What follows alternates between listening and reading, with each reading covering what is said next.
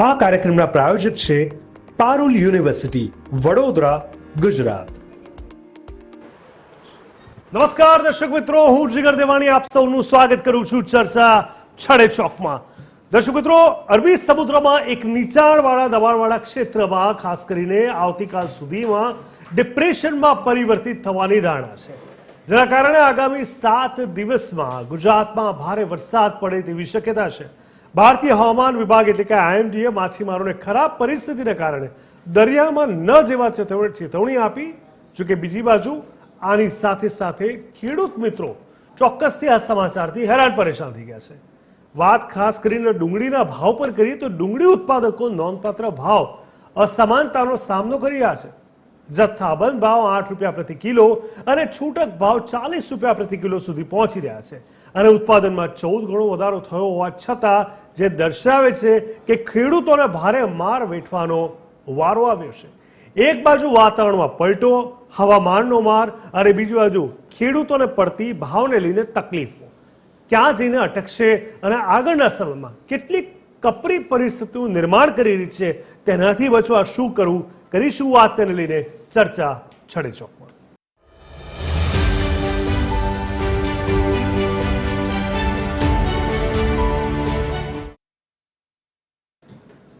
તો ગુજરાતમાં ભારે વરસાદની તૈયારી. અરબી સમુદ્રમાં એક નીચા દબાણનો વિસ્તાર આવતીકાલ સુધીમાં ડિપ્રેશનમાં ફેરવાઈ શકે છે, જેના કારણે આગામી 7 દિવસમાં ગુજરાતમાં ભારે વરસાદ પડશે.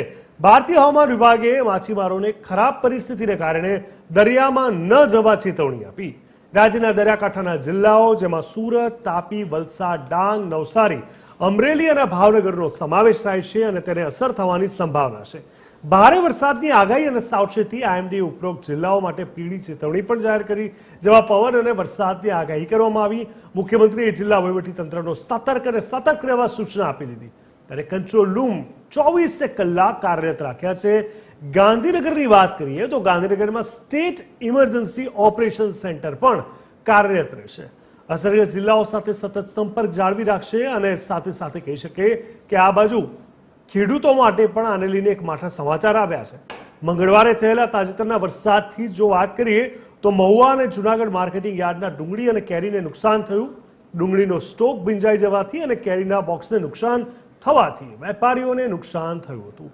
ડુંગળીના ભાવ સંકટ દરમિયાન ડુંગળી ઉત્પાદકો ભાવમાં નોંધપાત્ર અસમાનતાનો સામનો કરી રહ્યા છે.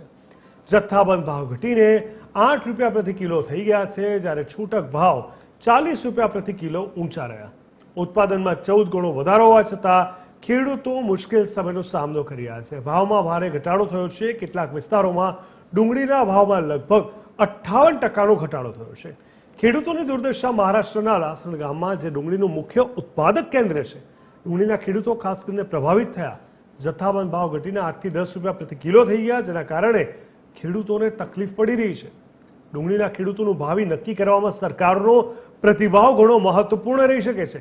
રાજ્ય ભારે વરસાદની તૈયારી કરી રહ્યું છે, ત્યારે લોકોની સલામતી સુનિશ્ચિત કરવા અને પાકને થતા નુકસાનને ઓછું કરવા પર ધ્યાન કેન્દ્રિત કરવામાં આવી રહ્યું છે. ત્યારે પરિસ્થિતિ માટે અધિકારીઓ તરફથી સાવચેતીપૂર્વક દેખરેખ અને ઝડપી પગલાં લેવાની જરૂર છે, જેથી હવામાન પ્રણાલીની અસર ઓછી થાય. સૌથી પહેલા આપણે ગ્રાફિક્સના માધ્યમથી સમજવાની કોશિશ કરીશું. ગ્રાફિક્સ લઈને આપણે વાત કરું તો ગુજરાતમાં આગામી 7 દિવસમાં ભારેથી અતિભારે વરસાદ પડવાની પૂરેપૂરી શક્યતા જોવાઈ રહી છે. સાથે જ અરબ સાગરમાં સર્જાયેલું લો પ્રેશર આવતીકાલ સુધીમાં ડિપ્રેશનમાં ફેરવાય તેવી પણ શક્યતા જોવાઈ રહી છે. ખાસ કરીને આપણે દર્શાવી દઈએ કે માછીમારોને આ જ મુદ્દાને લઈને દરિયો ન ખેડવા ચેતવણી આપવામાં આવી છે. ડુંગળીના ઉત્પાદકોને રોવાનો પણ વારો આવ્યો છે. ગુજરાતમાં આગામી 7 દિવસ માટે સ્થિતિ રહેશે. ત્યારે હોલસેલનો ભાવ ખેડૂતોની વાત કરીએ તો ₹8, રિટેલમાં 40 રૂપિયા કિલો છે. ઉત્પાદનમાં 14 ગણો વધારાની પણ વાત છે. ત્યારે ડુંગળીએ ફરી એકવાર રડાવાનું શરૂ કર્યું કે કેમ, આ પણ એક મુખ્ય સવાલ છે. આ તમામની વચ્ચે હવે સવાલ છડે ચોકના માધ્યમથી તમામ સવાલો પર નજર કરી દઈએ. પહેલા તો ભારે વરસાદની તૈયારી માટે રાજ્ય સરકાર કયા પગલાં લઈ રહી છે, એ સૌથી મોટો સવાલ છે. સાથે જ નીચાણવાળા દબાણવાળી સિસ્ટમ ગુજરાતના કૃષિ ક્ષેત્રને કેવી અસર કરશે.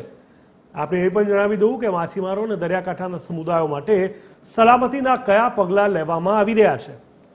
ખાસ કરીને તાજેતરના વરસાદથી પાક અને માળખાગત સુવિધાઓને થયેલા નુકસાનનો અંદાજો શું હોઈ શકે છે.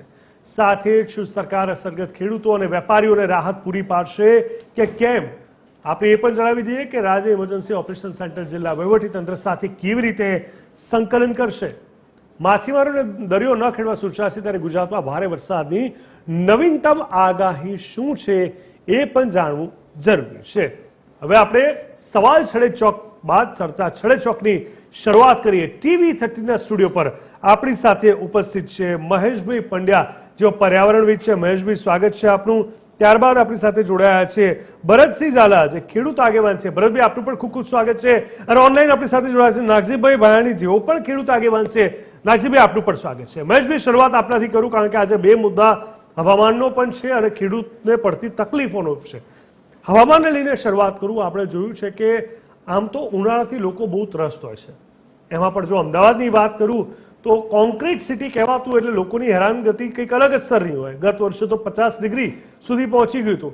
જોકે આ વખતે છૂટાછવાયા માવઠા અને વરસાદના કારણે સામાન્ય પ્રજાને ઘણી રાહત થઈ હતી, પણ સાથે સાથે ખેડૂતો હેરાન થયા. અને ખાસ કરીને આપણે જોયું કે અચાનક થયેલા વાવાઝોડા અને વરસાદના કારણે રોડ રસ્તાનું ધોવાણ થયું. ઘણી જગ્યાએ બોર્ડ પડ્યા, ખાડા પડ્યા અને ઘણા બધા લોકોના જીવ પણ ગયા છે. હવે આગળના 7 દિવસ ફરી એકવાર છે. મેની શરૂઆતમાં જે દિવસો આપણે જોયા હતા એવી જ કંઈક ફરી એકવાર મેના છેલ્લા દિવસોમાં પણ પરિસ્થિતિ થાય એવું લાગી રહ્યું છે. શું લાગે છે કે હવે તો આપણને ખબર પડી ગઈ છે આગાહી પ્રમાણે શું પગલાં લેવાવા જોઈએ અને લેવાયા હોઈ શકે છે? જીગરભાઈ, એક તો આપની આ ચેનલે આ ચર્ચા છેડી છે અને એક જાગૃત કરવાનો, સરકારને સીધો સંદેશો આપવાનો પ્રયત્ન કર્યો છે. જી, એ સરાહનીય છે.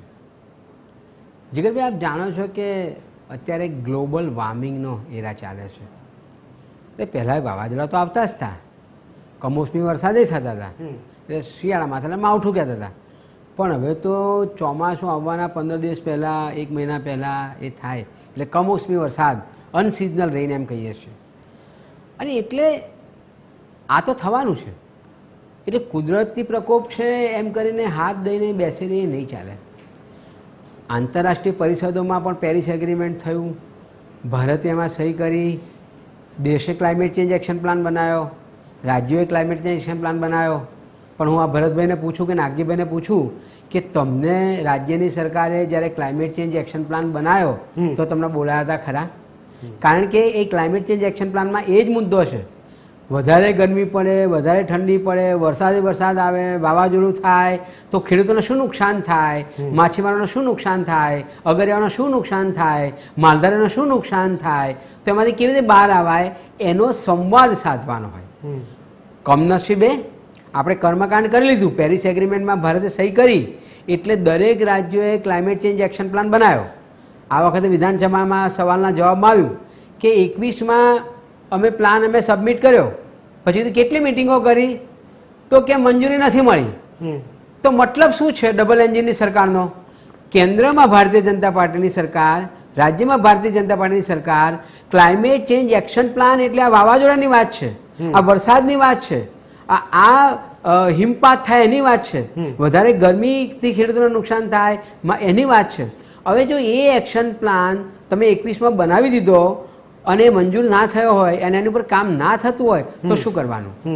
એટલે જીગરભાઈ, આ અત્યારે જે ગ્લોબલ વોર્મિંગની સમસ્યા છે, ગ્રીન હાઉસ ઇફેક્ટની સમસ્યા છે, એના લીધે જે આબોહવામાં પરિવર્તન આવી રહ્યું છે, જળવાયુ પરિવર્તન આવી રહ્યું છે, એની સૌથી મોટી અસર ખેડૂતો ઉપર, માછીમારો ઉપર, અગરિયાઓ ઉપર, માલધારીઓ ઉપર, કે જે લોકો સીધી રીતે કુદરત સાથે કામ કરે છે એની ઉપર પડે છે. તો એના આયોજનમાં આ નિસ્બત ધારક લોકો છે એ ભરતભાઈ કે નાગજીભાઈને બોલાવવા જોઈતા હતા, એમને પૂછવું જોઈતું હતું કે આવું થાય તો શું કરાય, આ નુકસાન થાય તો કેવી રીતે એનું વળતર અપાય. પણ એવું નથી થતું. પણ આપણા માધ્યમથી આપણે સંદેશો પહોંચાડ્યો છે. બિલકુલ. અને ભરતભાઈ નાગજીભાઈ વધારે વાત કરશે એમાં, પણ એ પ્રમાણે એમને પૂછીને જો કરવામાં આવે તો વધારે સારું થાય. સ્વાભાવિક વસ્તુ છે, કારણ કે જે તે વ્યક્તિ જ્યારે એક્સપર્ટ હોય કોઈ ફિલ્ડનું, એમનું કન્સિડરેશન અને એમની સાથે મળીને કંઈક મોટા પગલાં લેવામાં આવે તો કોઈક ને કોઈક ધોરણે એનો ફાયદો અલગ સ્તરે જોવા મળતો હોય છે. ભરતભાઈ, હવે આ તમામની વચ્ચે આપણે જોયું કે હરીફરીને ખેડૂતોની જ્યારે વાત આવે છે ત્યારે પણ એ દુઃખ થાય છે કે ક્યારે એ વસ્તુ નથી બતાવી શક્યા. અમે કોઈ પણ ન્યૂઝ ચેનલની વાત કરીએ તો ક્યારેય નથી આવ્યું કે ખેડૂતોને શું ફાયદો થયો, કેટલું સારું રહ્યું. આ તમામ વસ્તુની વચ્ચે ખેડૂત જે અવારનવાર દરેક ડિબેટમાં કોઈ પણ ચર્ચામાં હંમેશા એક બાપડો બિચારો જેવી સ્થિતિમાં મુકાઈ જતો હોય છે. કેટલું નુકસાન થયું થઈ શકે છે એની જ વાત હોય છે, ફાયદા અને લાભની વાત જ નથી હોતી. તો આ ખેડૂતો માટે હવે આ જે માવઠું છે જે આ મહિનામાં કદાચ બીજી વાર થઈ શકે એમ છે, કેટલું મોટું નુકસાન આપના મત મુજબ આ ભોગવી રહ્યા છે ગુજરાતના ખેડૂતો? ગુજરાતની અંદર લગભગ દર મહિને ક્યાંક ને ક્યાંક કુદરતી આપત્તિનો ભેગ ખેડૂત બની રહ્યો છે. છેલ્લા આપણે નાની જ વાત કરી, બિપોરજોય વાવાઝોડું અને તોકેતે વાવાઝોડું એ મે મહિનામાં આવ્યું હતું. ત્યાર પછી ઓગસ્ટ અને સપ્ટેમ્બર મહિનામાં અતિવૃષ્ટિને પૂર આવ્યા અને ત્યાર પછી દિવાળી પછી માવઠું થયું. તો આ રીતે તમે જોવા જાઓ તો મેં જે અભ્યાસ કર્યો છે એ અંતર્ગત ગુજરાતના નાબાર્ડના ડેટા પ્રમાણે ગુજરાતના ખેડૂતને પર હેક્ટરે 1 લાખ રૂપિયાનો ઉત્પાદનની પાછળ ખર્ચો કરે છે. 1 લાખ રૂપિયા પર હેક્ટર.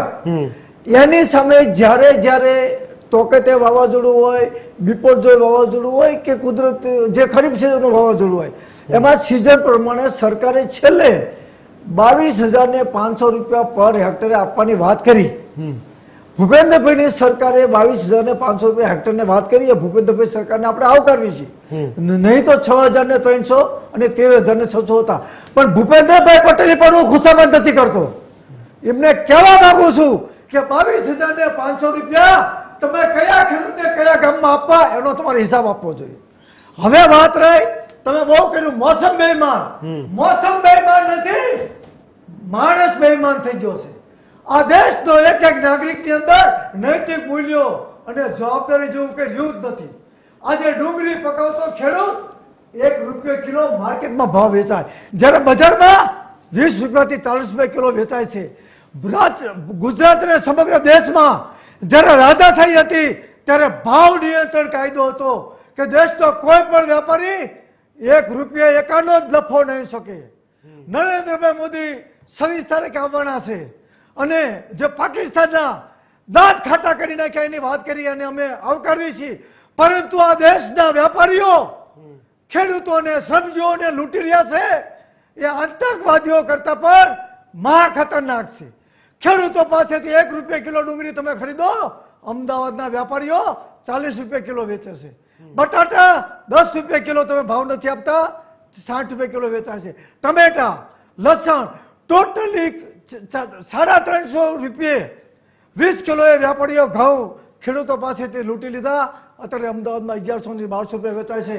100% સાચી વાત છે કે પાકિસ્તાનના દાંત ખાટા કરવા જોઈએ અને એના માટે 120 કરોડ જનતા એક ડગલું વડાપ્રધાન સાથે છે. પણ પ્રધાનમંત્રીને મેં આજે ઈમેલ કર્યો છે કે પ્રધાનમંત્રીજી અમે તમારી સાથે છીએ, પણ આ દેશની ધરતીને જે લૂંટીને વંદે માતરમ અને ભારત માતા કી જય કહી રહ્યા છે એમના ઉપર સર્જિકલ સ્ટ્રાઇક તમે ક્યાં કરશો? ભય અને ભૂખ આમ જનતાને આપ્યો અને ભ્રષ્ટાચાર આ દેશની જનતાને લૂંટીને માત્ર ગળ્યા ગાંઠાએ લોકો રાખ્યો છે. આજે આ તમે જે મોસમની વાત કરી, આ મોસમની અંદર છેલ્લા 20 દિવસથી આપણા માધ્યમથી સૌથી વધારે નુકસાન કેરી પકવતા ખેડૂતોને, ડુંગળી પકવતા ખેડૂતોને, લસણ પકવતા ખેડૂતોને, ઉનાળુ પાક નર્મદા યોજના આવ્યા બાદ ગુજરાતની અંદર ઉનાળુ પાક બહુ સારો થાય છે. પરંતુ એ જે પાક વાવણીથી કાપણી સુધીનો જે ખર્ચો તમે ગણો તો કેરીનો કેટલો ખર્ચો થાય, ડુંગળીનો કેટલો ખર્ચો થાય, માર્કેટિંગ યાર્ડમાં જે માલ પડી ગયો કેટલો ખર્ચ થાય. આ તો માત્ર ગુજરાતની અંદર 1,50,00,000 સર્વે નંબર છે અને 53 લાખ ખેડૂતો છે. એમાંથી માત્ર 10 લાખ કે 15 લાખ ખેડૂતોને નુકસાન થયું છે. પરંતુ હું તમને એવું કહેવા માંગુ છું કે લગભગ છેલ્લા 10 વર્ષથી 53 લાખ ખેડૂતોને નુકસાન થયું. એનો પ્રધાનમંત્રી ફસલ વીમા યોજના અંદર વીમાનું પ્રીમિયમ ખેડૂતે આપ્યું, સરકારે સબસિડી આપી. પ્રધાનમંત્રીને તમે પૂછો કે પ્રધાનમંત્રી તમે ગુજરાતના મુખ્યમંત્રીને અને કૃષિ મંત્રીને બોલાવો કે 6 વીમા કંપનીઓએ ગુજરાતના ખેડૂતોને શું વળતર આપ્યું. આજે દેશમાં અને રાજ્યના ખેડૂતોના આપઘાત અટકાવવા સુપ્રીમ કોર્ટમાં સૌપ્રથમ અમે પિટિશન કરી હતી. એ પિટિશન દરમિયાન નરેન્દ્ર મોદી સાહેબે કીધું હતું કે અમારી સરકાર આવશે તો દેશમાં અને રાજ્યના જે ખેડૂતોએ આત્મહત્યા કરી છે, આત્મહત્યા ખેડૂતોની પત્નીઓ અને એની માતાઓ અને બાળકો માન સન્માનપૂર્વક જીવન જીવે એવી વ્યવસ્થા થઈ છે. 2017ની અંદર સુપ્રીમ કોર્ટના મુખ્ય ન્યાયાધીશ ખેર સાહેબે ચુકાદો આપ્યો, તમામ સરકારોની દિશા ખોટી કેમ નથી બનતી કૃષિ નીતિ. એમાં આ જ મુદ્દો આવ્યો હતો કે જ્યારે મોસમમાં બદલાવ આવે ત્યારે જેટલું પણ ખેડૂતોને ક્રોપનું નુકસાન થાય એ નુકસાનીનું વળતર દિન પદ્ધરમાં આપી દેવું. આજે હું તમને વિચાર કરો કે ભારત દેશ આઝાદ થયો ત્યારથી આજ દિન સુધીમાં કયા ખેડૂતોને કયા સર્વે નંબરનું નુકસાનીનું પૂરું વળતર આપ્યું એ જોવાનું. બીજું એનો મતલબ તો એ થયો ને કે કોઈ પણ સરકાર હોય, તમે જે વાત કરી રહ્યા છો, અગર ભારત આઝાદ થયો હતો, એક્ઝેક્ટલી ભાજપ કોંગ્રેસ ભાઈ ભેગા મળીને પૈસા ખાય. આ ચોરના ભાઈ ઘંટી ચોરો છે. ગુજરાતના 182 ચૂંટાયેલા ધારાસભ્યો વિધાનસભામાં કેમ પ્રશ્ન ન કર્યો કે કુદરતી આપત્તિમાં સરકારે ટોટલ બજેટના 50% બજેટની રકમ જોગવાની માગણી અમે કરી હતી. નાંદા સુપ્રીમ કોર્ટે ચુકાદો આપ્યો. એ ચુકાદોનું અમલીકરણ કરવા માટે આમ આદમી પાર્ટીના ધારાસભ્યોને, કોંગ્રેસના ધારાસભ્યોને, મુખ્યમંત્રીશ્રીને, રાઘવજીભાઈ પટેલને મેં લિખિતમાં રજૂઆત આપી છે. કોઈની તાકાત નથી કે વિધાનસભામાં ખેડૂત હિત માટે બોલે. ટૂંકમાં એમને લઈને જે અવાજ ઉઠવો જોઈએ નથી ઉઠી રહ્યો, અને વર્ષોથી આ પ્રશ્નો, વર્ષોથી આ મુદ્દોનો, વર્ષોથી આ ચર્ચા થઈ રહી છે. દુઃખદ વાત છે, આપણે ગુજરાતની કોઈ પણ જગ્યાએ આવું થતું હોય. હવે મારે ગુજરાતનો ખેડૂત બહાર નથી નીકળતો. ક્યાંક ને ક્યાંક રાષ્ટ્રીય પક્ષોના દલાલી કરે છે. બાકી 53 લાખ ખેડૂતો એક જ દિવસ ગાંધીનગરમાં એક ગામનો એક ખેડૂત 18,000 ગામના 18,000 ખેડૂત આવે અને કહી દે કે ખેડૂત હિતમાં નીતિ બનાવો તો સરકાર ભાનમાં આવે. પણ ખેડૂતો પણ ક્યાંક ને ક્યાંક રાષ્ટ્રીય પક્ષો આજે ક્યાંક ને ક્યાંક જોઈન્ટ થઈ ગયેલા છે. એના હિસાબે ગુજરાતના ખેડૂતોની સમસ્યાનો કદાપી નિરાકરણ આવવાનું જ નથી. ઠીક છે, નાજીભાઈ ભાયાણી જેઓ પણ ખેડૂત આગેવાન છે તમારી જેમ, તેમની સાથે પણ ચર્ચા કરી લઈએ. નાજીભાઈ, હવે તમને શું લાગે છે કે પ્રાથમિક ધોરણે અત્યારે કઈ એવી જગ્યાએ ત્રુટી રહી ગઈ છે આપણી સિસ્ટમની અંદર, અથવા આપણે લેવા જોઈએ એવા પગલાંની અંદર, જેના કારણે ખેડૂત ક્યાંક ને ક્યાંક ડેમેજ કંટ્રોલ કરતા ડેમેજવાળી સ્થિતિમાં જ વધારે ને વધારે જતો જાય છે? દેવાણીભાઈ, મૂળ તો ભાઈ જે મહેશભાઈએ વાત કરી કે જે ગ્રાસરૂટ લેવલ ઉપર જે વસ્તુ પીડાય છે એ લોકોને એવીની યોજનાઓમાં સામેલ કરવા જોઈએ, બહુ મહત્વની વાત છે. હવે સરકાર અને એના સચિવો પોતપોતાની મેળે યોજનાઓ બનાવી અને એની ઉપર લાદી દેવામાં આવે છે એવું કે તો માનવું સહેલું રહેશે. બીજું, ભરતસિંહનો આક્રોશ બહુ વ્યાજબી છે. ભરતસિંહ ઘણા સમયથી હું એમને ઓળખું છું મિત્ર તરીકે, અને એટલી બધી મહેનત કરી રહ્યા છે, છતાં પણ કશું એવું રિઝલ્ટ આવતું નથી. કારણ કે બેરી આંધળી સરકારને કારણે આ વસ્તુઓ પહોંચતી નથી. એક જ વાત કરું કે જે કઈ ગ્રાસરૂટ લેવલ ઉપર ખેડૂતો દુઃખી થઈ રહ્યા છે એની કોઈ પણ વસ્તુ એને માની લો કેન્દ્ર સરકાર કે રાજ્ય સરકારના જે પદાધિકારીઓ છે એને કામ સુધી પહોંચતી નથી. અમે ઘણા પ્રયત્નો કરીએ છીએ પણ ક્યાં કેમ થાય છે એ ખબર નહીં ગઈ. બીજી વાત કરું, મહેશભાઈ ની વાતને હું આગળ વધારીશ કે પેરિસ કરાર થયો અને ગયા વાઇબ્રન્ટમાં મેં ભાગ લીધો હતો, અને તમને નવાઈ લાગશે કે ખેડૂત પ્રતિનિધિ તરીકે એવડા વાઇબ્રન્ટમાં હું એકલો હતો. બધા કોર્પોરેટો, અધિકારીઓ, કારખાના વાળાઓ, જે કઈ એમાં ખેડૂતનો કોઈ વર્ગ નહોતો. મારી પ્રત્યે લોકો જોઈને હાસી કરતા હતા કે આ બાપા હું અહીંયા આવ્યા હશે. પણ આને આખી વસ્તુને ખેડૂત જેટલો આને સમજશે ને એટલું કોઈ નહીં. તમને એક જ વાત કરું, પ્રદૂષણ શેનું છે? હવાનું પ્રદૂષણ છે, પેટ્રોલ ડીઝલના ધુવાડા, કેમિકલના કારખાનાની ચીમનીઓના ધુવાડા, એનો જે સ્લજ નીકળે છે એના, પછી જે કઈ હવામાનમાં બગાડો થાય છે બધું કારખાનાઓમાંથી પ્રદૂષિત થાય છે. આ વસ્તુનો 2-3 દિનના વાઇબ્રન્ટમાં આખી દુનિયામાંથી આવેલા નિષ્ણાંત લોકોએ આની વાત કરી કે આને અટકાવવું હોય તો શું કરવું. આખું વિશ્વ ચિંતિત છે. એ તો ત્યાં સુધીની વાત કરતા હતા કે ભાઈ જો થોડા વર્ષોમાં આની ઉપર ધ્યાન કેન્દ્રિત નહીં કરવામાં આવે તો પૃથ્વી રહેવા લાયક નહીં થાય. હવે એ બધું તો બીજાને ટચ થાય કે ના થાય, પણ અમને ખેડૂતોને તો આ 2-4 વર્ષમાં એવા કડવા અનુભવ ખેતી કરવી કેમ. અત્યારે હું સૌરાષ્ટ્રના વિસાવદરથી બિલોંગ કરું છું અને દરિયો અમારે નજીક છે સાહેબ. એટલે દરેક વખતના વાવાઝોડા છે ને પેલા અમને સાહેબે વાત કરી એમ ટોકટે વાવાઝોડું અમારે વિસાવદરની સીમમાંથી પસાર થયું હતું. એટલે જે કઈ ભોગો બનીએ છીએ અમે જ વધારે એના વાવાઝોડા બીજા ગ્લોબલ વોર્મિંગના ભોગ અમે વધારે બનીએ છીએ. એક વાત હવે વિશ્વ લેવલ ઉપર એક વાત નક્કી કરવામાં આવી કે ગ્લોબલ વોર્મિંગને અટકાવવું હોય તો શું કરવું જોઈએ, કાર્બન ડાયોક્સાઇડના એમિશનને ઘટાડવા માટેના પગલા દરેક દેશોએ લેવા જોઈએ. હવે એ પગલા લેવામાં બે વસ્તુ વિચારવામાં આવી. એક આખું પોર્ટલ વિશ્વમાં સારી મોટી મોટી કંપનીઓ બનાવ્યું અને એ લોકોએ એ પોર્ટલ ઉપર આપણે જેમ પેલા બોન્ડ સરકાર લે એવી રીતે કંપનીઓને ફરજિયાત બોન્ડ આપવાની વાત થઈ કે ભાઈ જેટલો કાર્બન ડાયોક્સાઇડ જેટલો હવામાં ફેંકે એને નીટ તરીકે એક એકમ ગણવામાં આવ્યું કાર્બન ટન. એક કાર્બન ટન જે હવામાં વાયુ ફેંકે એને બજાર ભાવે એટલે $20 થી $40 દેશ પ્રમાણે નક્કી કિંમત થઈ. એ પ્રમાણે એ કંપનીઓએ બોન્ડમાં રોકાણ કરવું અને આ રોકાણ છે જે એમિશન બચાવે. માની લો કે એમિશન કોણ બચાવે? અમે ખેડૂત વૃક્ષો વાવીએ, પાક વાવીએ તો એ બધી વસ્તુ છે ને એનો ખોરાક શું હોય છે? કાર્બન ડાયોક્સાઇડ, અંગારવાયુ, અને ફેંકે છે હું ઓક્સિજન, પ્રાણવાયુ. એ પ્રાણવાયુ ફેંકે છે એટલે તો પૃથ્વી રહી શકે છે અને કાર્બન ડાયોક્સાઇડ નું શોષણ કરે છે. અમારું કામ જ આ છે ને અમારો ધંધો જ આ છે. આ તો વડવાઓથી ને હજી એટલો સમય પૃથ્વી રહેશે ત્યાં સુધી. હવે આ વસ્તુમાં તો આ ફાયદો તમે જ વિચારો જે આ ફાયદો મળવો કોને જોઈએ? ખેડૂતોને.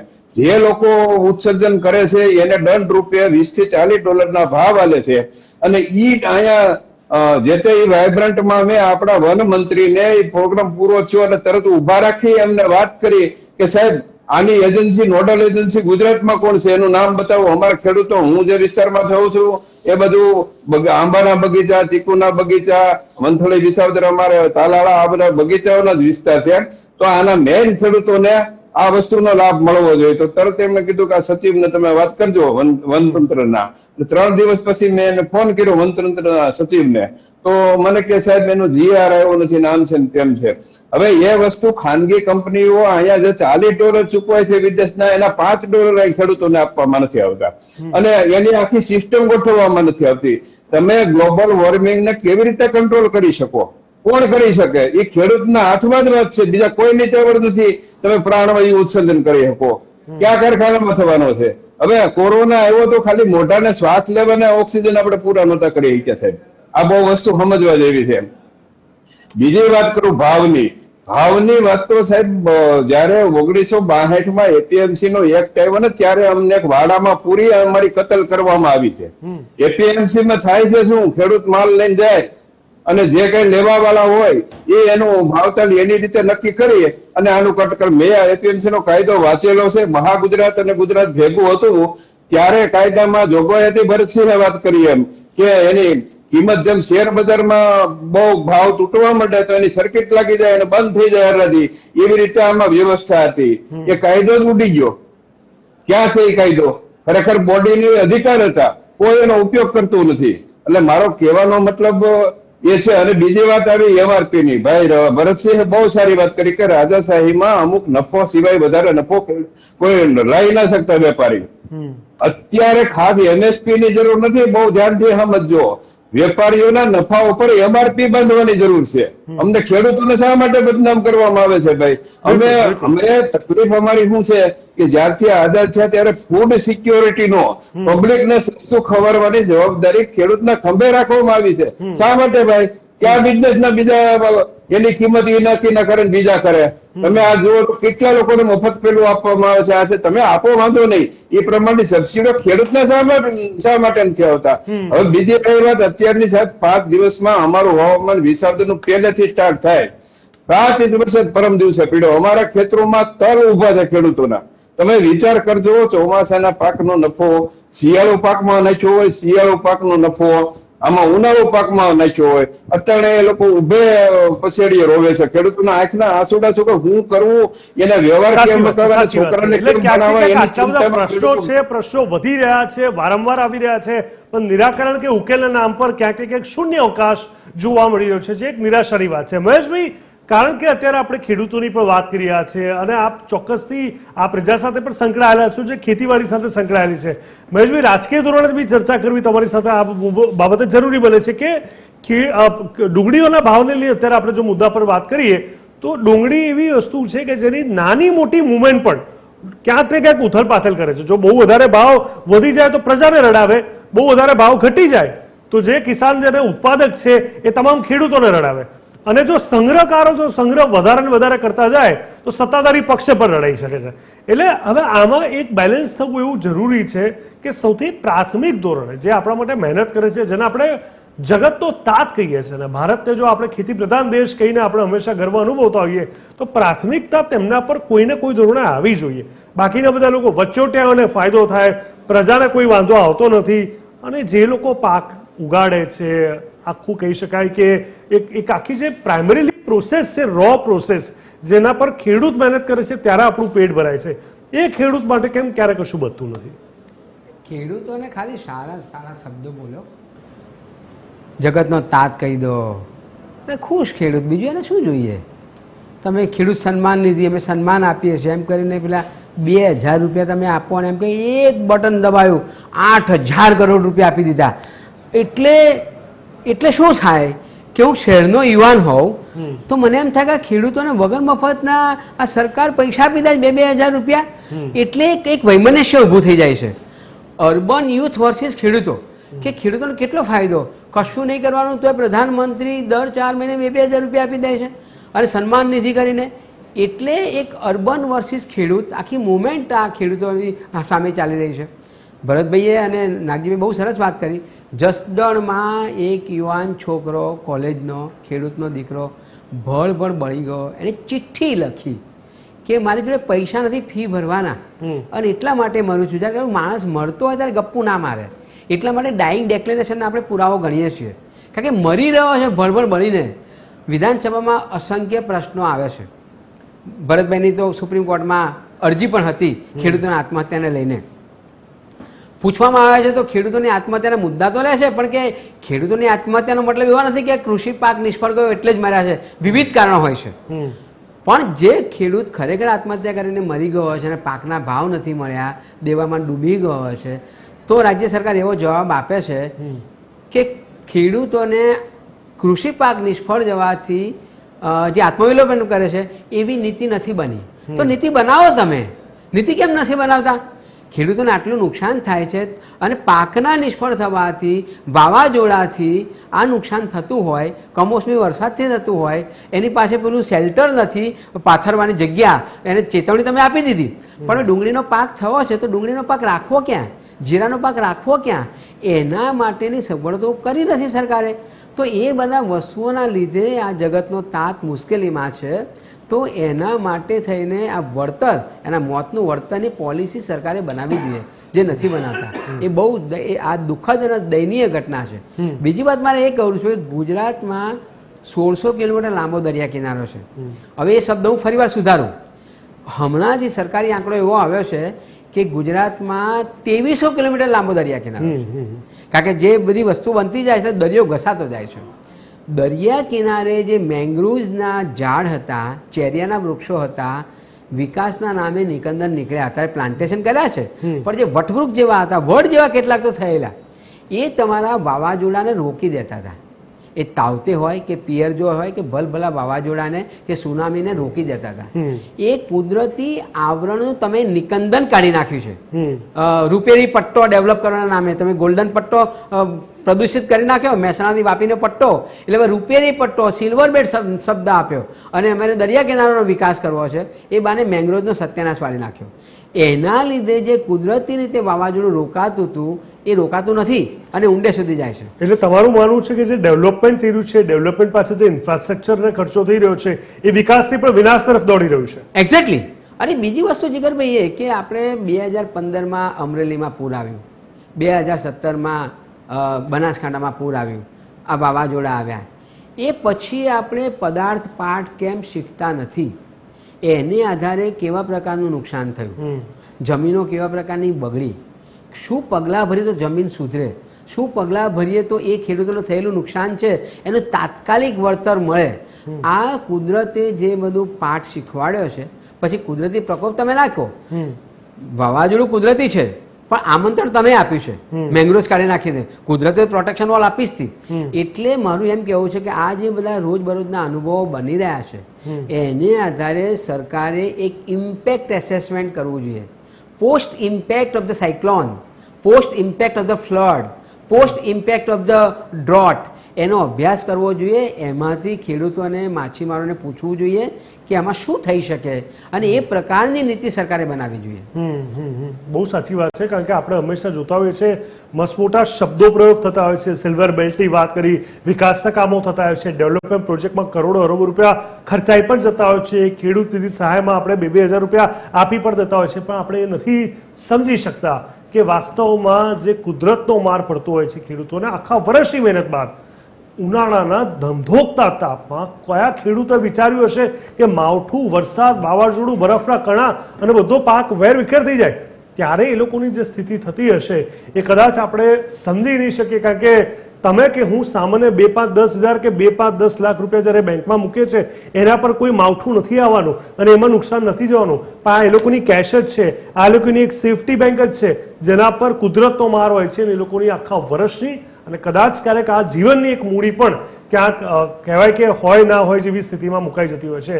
હવે મારે ભરતભાઈ તમારી પાસે એ જાણવું છે, કારણ કે આપણે ખેડૂતોની વાત કરીએ છીએ અને હવામાનની પણ વાત કરી રહ્યા છે. 2016-17થી તમામ પ્રચાર પ્રસારમાં આપણે જોયું કે 2022માં ખેડૂતની આવક બમણી થઈ જશે. લગભગ તમામ સંબોધનમાં આરામથી અત્યારે તમને ક્યાંય પણ મળી જશે. 2022ની વાત હતી આવક બમણી થવાની, અત્યારે 2025 ચાલી રહ્યો છે. શું વાસ્તવમાં કોઈ ખેડૂતોને એનો લાભ થયો છે? કારણ કે સરકાર એક બાજુથી ઘણા બધી યોજનાઓ પર બી કામ કરી રહી છે, ખેડૂતોના પ્રશ્નોના નિરાકરણ પર પણ કામ કરી રહી છે, ઘણું બધું થઈ રહ્યું છે. હા કે ના, અને હા તો કેટલા પ્રમાણમાં કઈ કઈ જગ્યાએ ખેડૂતોને એનો લાભ થયો અને વાસ્તવમાં એમનું સ્તર જ્યારે ખૂબ સરસ રીતે આગળ વધ્યું છે? બહુ મહત્વની વાત કરી કે જ્યારે 2017ની 6 જુલાઈ 2017 રોજ નામદાર સુપ્રીમ કોર્ટે દેશમાં અને રાજ્યના ખેડૂતોના આપઘાત અટકાવવા તમામ સરકારોને યોગ્ય નીતિ બનાવવા માટે હુકમ કર્યો, ત્યારે ભારતીય જનતા પાર્ટીની સરકારના સોલિસિટર જનરલે એક સોગંદનામું રજૂ કર્યું કે આ કૃષિ નીતિ બનાવવા માટે અમને 2 વર્ષનો સમય આપો. ત્યારે સુપ્રીમ કોર્ટે કીધું 2 વર્ષ તો વધારે કહેવાય, 6 મહિનાની અંદર તમે એગ્રીકલ્ચર પોલિસી આપો. ત્યારે ખેડૂતોની આવક બમણી કરવાનું પ્રધાનમંત્રીશ્રીનું વચન હતું. ત્યારે 2016માં જ્યારે આનંદીબેન પટેલ મુખ્યમંત્રી હતા અને 26 ઓગસ્ટના રોજ ગુજરાતના 23 જિલ્લામાં વરસાદ જ નહોતો અને દુષ્કાળ જેવી પરિસ્થિતિ હતી, ત્યારે આનંદીબેન પટેલે અમને સાંભળીને ચોખ્ખું કીધું કે આપણે થોડા દિવસ રાહ જુઓ, નહીં તો આપણે જે કુદરતી આપત્તિ વ્યવસ્થા મંડળ દ્વારા જે ગાઈડલાઈન છે એ અંતર્ગત આપણે રાહતના કામ કરશું. 26 ઓગસ્ટે અમે આનંદીબેન રજૂઆત કરી અને બીજી સપ્ટેમ્બરે તો આનંદીબેન પટેલને ગયા. ત્યાર પછી અવારનવાર 2017ની વાત કરું, 2017નો બહુ મહત્વનો મુદ્દો સાંભળજો. 2017ની અંદર શરૂઆતની અંદર મોરબી, જામનગર, સુરેન્દ્રનગર અને સૌથી છેલ્લે બનાસકાંઠામાં ખૂબ નુકસાન થયું અને નરેન્દ્રભાઈ મોદી આવ્યા અને સૌ પ્રથમ 500 કરોડનું પેકેજ જાહેર કર્યું કે બનાસકાંઠાની અંદર પર હેક્ટર મેં 65,000 રૂપિયા આપી છે. બહુ મોટું નુકસાન છે. ત્યાર પછી અમારી રજૂઆત ગુજરાત હાઈકોર્ટમાં પીઆઈએલ અમે કરી, ગુજરાત હાઈકોર્ટની પીઆઈએલ અમારી રજૂઆત, એમ કરતાં કરતાં ધીરે ધીરે 6,300થી 22,500 કુદરતી આપત્તિમાં વળતર આપવાનું માત્ર લટકતા ગાજર દેખાડા, લટકતા ગાજર કે હવે પછી ખેડૂતોને પિયતમાં નુકસાન થાય તો 22,500 અને બિન પિયતમાં હોય તો 16,000. ગુજરાતની અંદર ગયા ખરીફ સિઝનની તમને વાત કરું, રાજ્ય સરકારે પેકેજ જાહેર કર્યું કે ભાઈ 22,500, એની અંદર અમુક જિલ્લામાં માત્ર ગણ્યા ગાંઠ્યા ખેડૂતોને 22,500 મળ્યા, બાકી કોઈ પણ ખેડૂતને 22,500 પર હેક્ટરે મળ્યા નથી. હવે તમને આજે મહત્વની વાત કરું, આ તમામ મુદ્દાને લઈને ડિસેમ્બર મહિનામાં આખા દેશના અખિલ ભારતીય કિસાન સંઘર્ષ સમિતિ વતીનો હું સભ્ય છું, આખા દેશના કિસાનો ભેગા થયા અમે રજૂઆત કરી કે તમામ નોન પોલિટિકલ બિન રાજકીય ખેડૂત આગેવાનો પોતાના મુખ્યમંત્રીશ્રીને રજૂઆત કરો કે એમના રાજ્યમાં ટોટલ બજેટના 50% બજેટની રકમ ગ્રામીણ વિસ્તારમાં ખેડૂતો અને ખેતી સાથે સંકળાયેલો મજૂર વર્ગ અને ખાસ કરીને જે કે પેલો પશુધન સાથે એના માટે વાપરે. હવે ગુજરાતનું બજેટ 3.5 લાખ કરોડ રૂપિયાનું છે, 3 લાખ અને 65,000 કરોડનું ગુજરાત સરકારનું બજેટ છે. એની સામે જો માત્ર 1.5 લાખ કરોડ ગુજરાતના 18,000 ગામડામાં અને 53 લાખ ખેડૂતો અને 14 લાખ પશુધન સાથે વાપરવામાં આવે તો હું માનું છું ત્યાં સુધી આપણે આ જીપીએસસીની ઘો કરે છે ને, જીપીએસસીના પેપર ફૂટી ગયા તો જીપીએસસીની પરીક્ષા દેવાની જરૂરત વિદ્યાર્થીઓને જરૂર ન પડે. 1 લીટર દૂધના 100 રૂપિયા મળે અને જેટલા પેટ્રોલના ભાવ છે એટલા ખેડૂતોને ખેત ઉત્પાદનના ભાવ 1 કિલોના ભાવ મળે તો ગુજરાતનો ખેડૂત ભણે ગણે અને ગ્રામીણ વિસ્તારમાં આ આર્થિક રીતે સદ્ધર થાય અને જીવન જીવી શકે. દુઃખ અને લોહીના આંસુ સાથે હું તમને જણાવું છું એ મુદ્દાને લઈને હું સહદેવસિંહ ચુડાસમા અને ભાવનગરના ખેડૂત આગેવાન સરવૈયા સાહેબ અમે ત્રણેય રાઘોજીભાઈ પટેલ સાથે 20 મિનિટ અમે ચર્ચા કરી કે પ્રધાનમંત્રીનું સપનું હતું કે ખેડૂતોની આવક બમણી કરવી અને મારો ખેડૂત બેંકમાં કોઈ દી લોન લેવા નહીં જાય, માત્ર પૈસા ઉપાડવા જશે. એ વાતને યાદ કરવા માટે અમે પ્રધાનમંત્રીને રજૂઆત કરી કે ખેડૂતની આવક બમણી કરવી હોય તો એ કૃષિ નીતિ બનાવવામાં વાર લાગશે. ચાલુ વર્ષે 2025માં 2 જુલાઈએ 53 લાખ ખેડૂતોને છેલ્લા 4 થી 5 વર્ષથી 1 લાખ કરોડ રૂપિયાનું ખેડૂતોનો માથે કર્જ છે. પાક ધિરાણ લોક ખેડૂતો ભરી શકતા નથી. આમથી આમ ને આમથી આમ નવા જૂની થાય છે. એવા સંજોગોમાં અમે દેવા નાબૂદીની વાત નથી કરતા, અમે મોટા ફાંકા ફોજદારી નથી કરતા, અમે સરકારને બદલાવવાની વાત નથી કરતા. અમે એ જ કહીએ છીએ કે 20મી જૂને ચોમાસું બેસે છે તો 2 જૂને 53 લાખ ખેડૂતના ખાતામાં 1 વીઘે જે 15,000 રૂપિયા એકચુઅલ ખર્ચો થાય છે, ગમે એટલી જમીન હોય એકચુઅલ ખર્ચો આપી દો. બીજું એ ખેતરમાં જેટલું પણ ઉત્પાદન થાય એ 5 કિલોમીટરની તમને ત્રિજ્યામાં જે ખરીદવાની તમે રજૂઆત કરી હતી એ કહી રહ્યા છો તમે? હા, જે પરમ દિવસે રજૂઆત કરી. તો શું જવાબ શું આવ્યો ત્યાંથી? રાઘવજીભાઈ પટેલે અમારી સાથે બેઠક અને વાત કરી કે તમારી વાત અત્યારના લેવલ પર વાત સત્ય છે, પણ નાણાકીય બજેટ જોગવાઈ કરવા માટે રાષ્ટ્રીય કૃષિ નીતિ અને રાજ્યની નાણાં નિધિનો સવાલ છે. બહુ સાચી વાત કરી. પછી નાણાં મંત્રાલયમાં હું ગયો. આ ચોરના દીકરાઓ આપણે સમજાવે છે કેવા, નાણાં મંત્રીના અંગત મદદનીશને મળ્યો. નાણાં મંત્રીના અંગત મદદને કીધું કે અમારી પાસે બજેટમાં કોઈ આવી જોગવાઈ ન થાય. તો કૃષિ પ્રધાનને અમે રૂબરૂ રજૂઆત કરી, મહેસૂલ મંત્રીને રજૂઆત કરી હતી ડિસેમ્બર મહિનામાં, અને આખા દેશના ટીવીમાં આવ્યું હતું કે ટોટલ બજેટના 50% બજેટની રકમ ગ્રામીણ વિસ્તારમાં ખેડૂતો માટે ફાળવવામાં આવે. એ બજેટને જોગવાઈ એ તો શું, મહિલા અને બાળ વિકાસ મંત્રીને ભાંડુબેનને કીધું હતું કે ગુજરાતની વિધવા નિરાધાર બહેનોને તમે 5,000 રૂપિયા પેન્શન આપો. એ પણ નાણાં મંત્રાલય જોગવામાં ધ્યાન નથી આપ્યું. એટલે રાજ્યનું નાણાં મંત્રી કોના કહેવાથી હાલે છે? અને દુઃખ સાથે કહેવાનું છું કે વિપક્ષના ધારાસભ્યો ટોટલે કેમ વિધાનસભા બજેટ સત્રમાં ગાઈડલાઈન ન આપી? ખાલી ફાંકા ફોજદારી કરવાની. એટલે હું ચોખ્ખો કહું છું કે અમને કોઈની બીક નથી. રૂકે ન જો, ઝુકે ન જો, દબે ન જો, મીટે ન જો, વહી નીકળા આવે જુલ્મ કા જવાબ છે. પણ ચમચાગીરી કરતા અમને નથી આવડતું. મત લેવા માટે નહીં, પણ મતદારોના જીવનમાં પરિવર્તન આવે એવી વ્યવસ્થા બનાવવા માટે ચૂંટાયેલા પ્રતિનિધિઓએ કામ કરવાની જરૂર છે. કોંગ્રેસનું ચવાણું ખાવું, આમ આદમીના ભજીયા ખાવા અને પછી ભાજપ વાળાના ગોટા ખાવા, વંદે માતરમ ભારત માતા કી જય, વંદે માતરમ ભારત માતા કી જય, એવું કરવાથી સર્જિકલ સ્ટ્રાઇક ન થાય. સર્જિકલ સ્ટ્રાઇક માટે તો એ ધડે ધીંગાણે જેના માથા મસાણા એવા પારીઓ થઈને પૂજાવું. ઘડવૈયા મારે ઠાકરજી નથી થવું એવા વીર પુરુષો કરીએ કે શહીદ થાય બીજા અને વખાણ થાય બીજાના. આ વ્યવસ્થા તો ભારતમાં ચાલે, બીજે ક્યાંય ન ચાલે.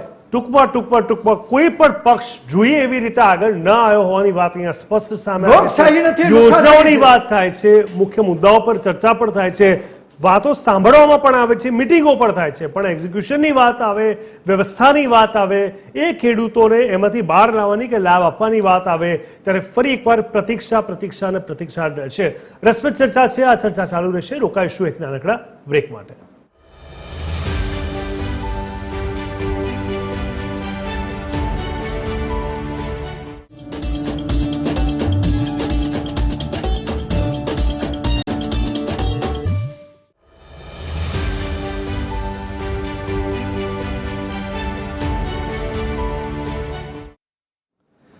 એક વાર સ્વાગત છે ચર્ચા ચોકમાં. મોસમ બેઈમાન, ખેડૂત પરેશાન પર ચર્ચાને આગળ વધારીએ. આપણી સાથે જે તમામ એક્સપર્ટ જોડાયા છે, લાલજીભાઈ તમારી પાસે પણ, નાગજીભાઈ તમારી પાસે પણ સમજવું છે મારે, કારણ કે ખેડૂતોની વાત કરી અને આપણે હવામાનની પણ વાત કરી અને હવેના માવઠા પર શું નુકસાન થઈ રહ્યું છે અને થઈ શકે એની પણ વાત કરી.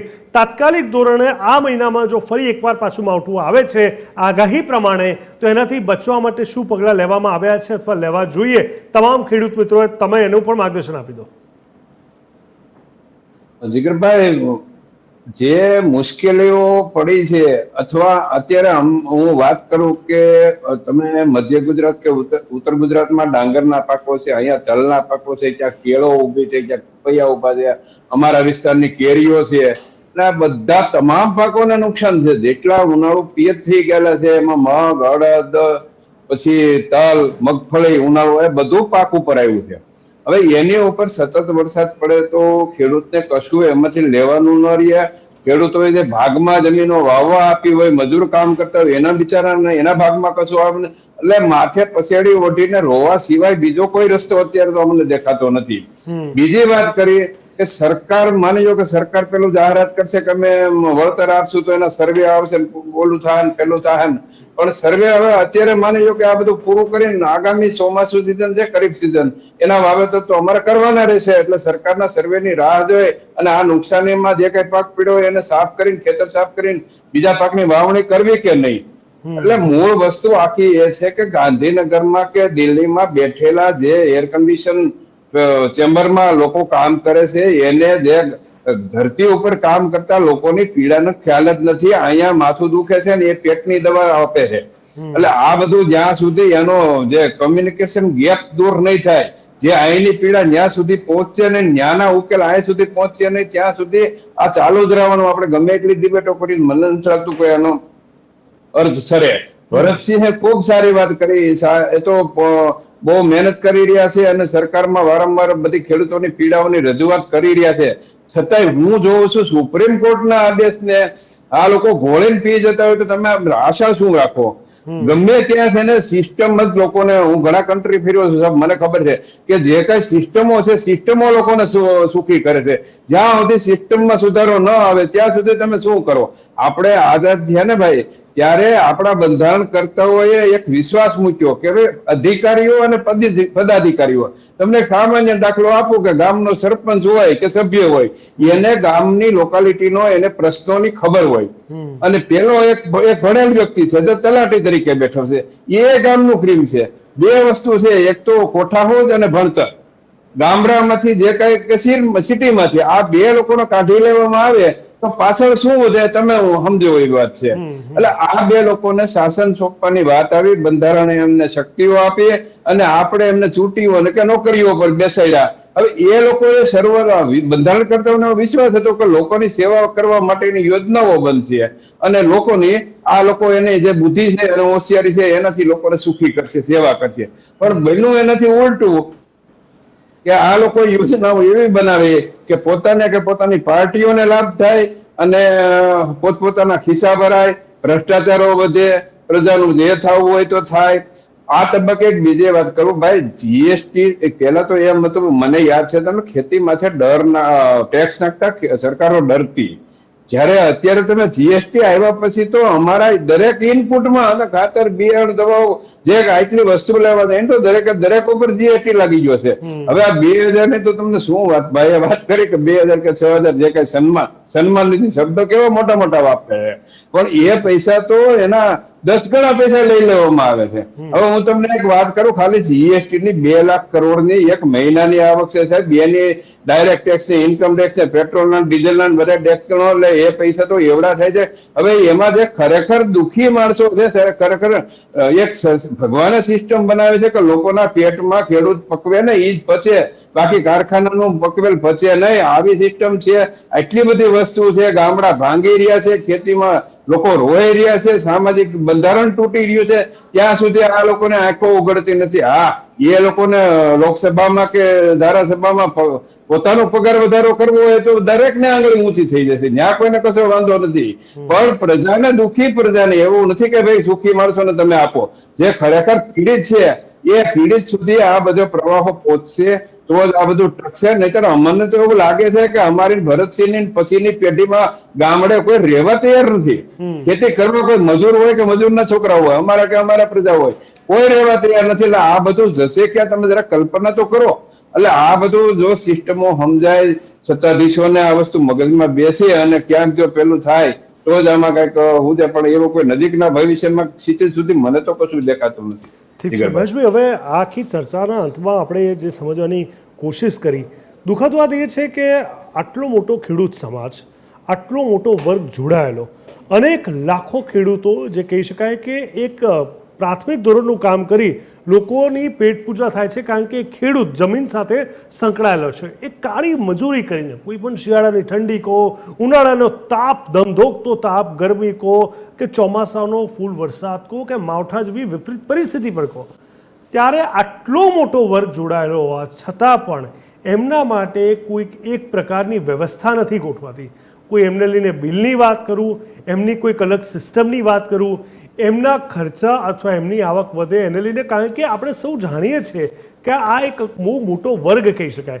આપણે જ્યારે ચાર્ટર્ડ એકાઉન્ટન્ટની વાત કરીએ અને એસોસિએશનની વાત થતી હોય તો એને અલગ રીતે પ્રેઝન્ટ કરતા હોઈએ, મીડિયાના અલગ રીતે કરતા હોઈએ, ડૉક્ટર ફિલ્ડને અલગ, પણ ખેડૂતોની વાત કરીએ તો કદાચ એનાથી ઉપર કોઈ નથી ને એ સૌથી પહેલાં આવવું જોઈએ. એ છે તો બધા છે, અને એટલે જ આપણે જગતનો તાત કહીએ છીએ.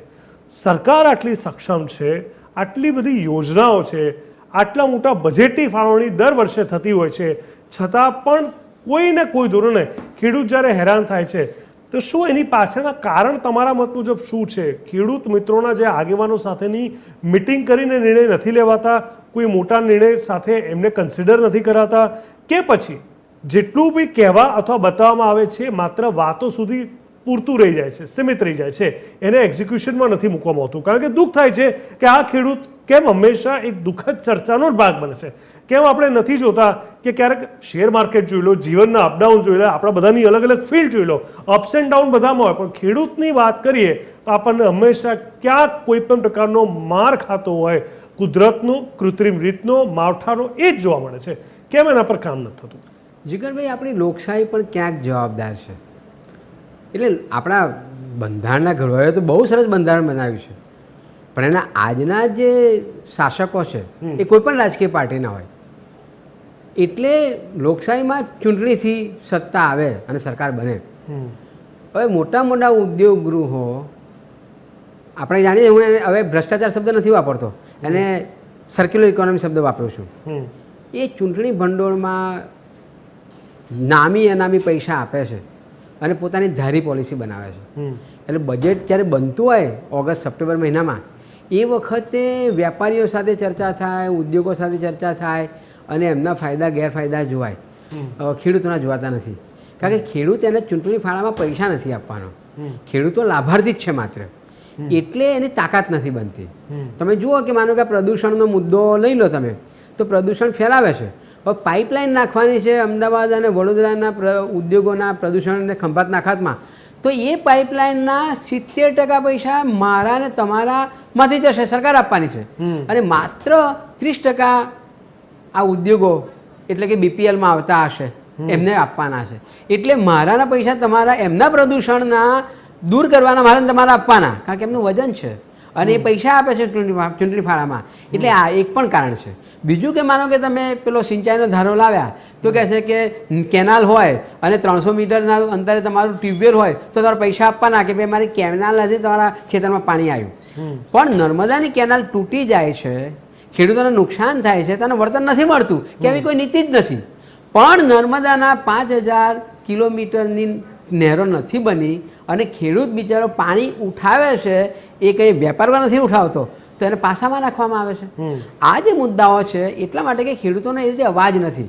પણ ભરતસિંહે કહ્યું એમ કે ખેડૂતો રસ્તા પર આવી જાય અને સ્ટ્રોંગ બને કે અમે બતાવી દઈશું ચૂંટણીમાં, કારણ કે સત્તા ચૂંટણીથી આવે છે અને તો કંઈક ફરક પડે. બાકી આ ખેડૂતોને તો બસ તમે સન્માનનીય છો, તમે તાજ છો, શબ્દોથી આપો, નવાજો, પતી ગયું. એટલે ટૂંકમાં એ શબ્દો પ્રયોગ થાય છે, સૂત્રોચ્ચાર થાય છે, સારા શબ્દોની ગોઠવણી થાય છે, એના કરતાં એના પર જો કામ થાય તો કદાચ ખેડૂતોને વધારે લાભ થાય. તમારી પાસે ભરતભાઈ, તમારી પાસે બી જાણવું છે, કારણ કે આપણે આબોહવાની પણ વાત કરી, હવામાન અને વાતાવરણની પણ વાત કરી અને માવઠાની પણ વાત કરી, અને હવેના 7 કે 10 દિવસ ગુજરાત અને ઘણા બધા વિસ્તાર માટે ભારે જોવાઈ રહ્યા છે અને ખેડૂત માટે પડકાર છે. એ ખેડૂત મિત્રને આપ શું કહેવા માંગશો? શું સાવચેતી રાખવી, શું પગલાં લેવા અને કેવી રીતે બને એટલું ઓછું નુકસાન થાય તેના પર કંઈક કરવું? ખેડૂત ભાઈઓને એ જ કહેવા માગું છું કે 2025નું વર્ષ કુદરતી આફતો સાથે આવેલું છે. બને ત્યાં સુધી હવામાન ખાતાની જે જાહેરાત થાય છે એનું અનુસરણ કરો. બને ત્યાં સુધી ખેત ઉત્પાદન ઘરમાં ને ઘરમાં સાચવી રાખો અને બને ત્યાં સુધી વધારે પડતો ખેતીની અંદર ખાતર, જંતુનાશક દવા અને ફર્ટિલાઇઝરનો ઉપયોગ ન કરો અને ખેતી ખર્ચ ઘટે એ ટાઈપનું ખેતીમાં ખરીફ સિઝન 2025નું વાવેતર કરો. ખર્ચ ઘટશે તો જ આવક વધશે.